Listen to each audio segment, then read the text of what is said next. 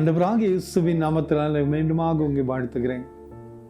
மீண்டுமாக ஒரு புது நாளை நம்ம காணும்படியான பலத்தை கர்த்தர் நமக்கு தந்திருக்கிறார்.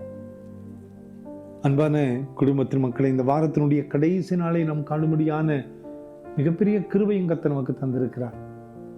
இந்த வாரம் முழுசுமே நம்மை சுமந்து கொண்ட ஆண்டவர் பெரியவர். இந்த காலை நேரத்தில் ஆண்டவர் சொல்லுகிற வார்த்தை எசையா 41:10, நான் உன்னை பலப்படுத்தி உனக்கு சகாயம் பண்ணுவேன் என்று ஆண்டவர் சொல்லுகிறார். I will strengthen you. நான் உன்னை பலப்படுத்தி உனக்கு சகாயம் பண்ணுவேன்.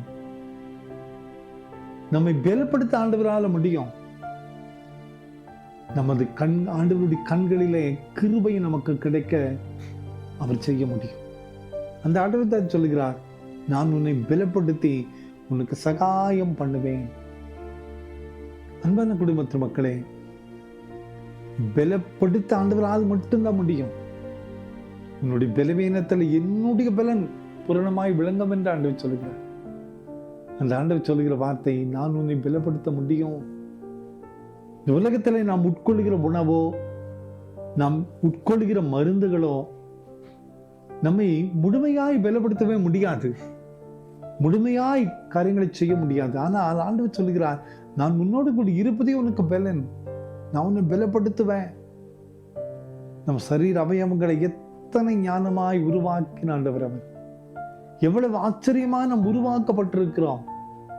நினைத்து கூட பார்க்க முடியாத ஒரு மிகப்பெரிய அற்புதத்தை நமது வாழ்க்கையில் ஆண்டவர் செய்து கொண்டிருக்கிறார். அன்பான குடும்பத்தின் மக்களே, நான் உன்னை பலப்படுத்தி உனக்கு சகாயம் பண்ணுவேன் என்று ஆண்டவர் சொல்கிறார். நம்ம சரீரத்தை, ஆத்மாவை பலப்படுத்த ஆண்டவரால் மட்டும்தான் முடியும். நீங்க சோர்ந்து போயிருக்கீங்களே, நீங்க பாரத்தோடு இருக்கீங்களே, உள்ளத்துல புரிந்து கொள்ள முடியாதபடி ஏதோ ஒரு நெருடல் நம்மை அடித்து கொண்டே இருக்கல, கவலைப்படாதிருங்கள். ஆண்டவர் சொல்லுகிற வார்த்தை, நான் உன்னை பலப்படுத்துவேன், உனக்கு சகாயம் பண்ணுவேன், உன்னை நான் சுமந்து கொள்வேன் என்று கர்த்தர் சொல்லுகிறார்.